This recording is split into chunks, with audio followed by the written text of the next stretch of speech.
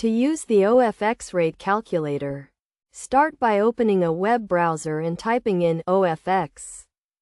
From the search results, select the OFX International Money Transfers option, which may also be listed as OFX.com or formerly UK Forex. Once on the website, you will see the logo in the top left corner and sign in and sign up options in the top right.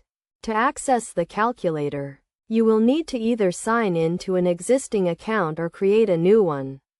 The website offers various tools and features, including transfers, recipients, rate alerts, bank details, and FAQs. The rate calculator is a useful tool that allows you to quickly calculate exchange rates.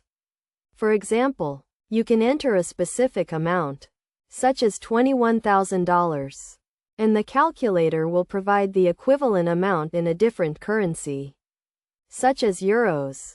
You can also change the currency using the drop-down menu, and the calculator will update accordingly. This can be helpful when trying to determine how much a recipient will receive in a different currency. The calculator provides a rate, such as 1.0761, and also offers the inverse rate, 0.9293.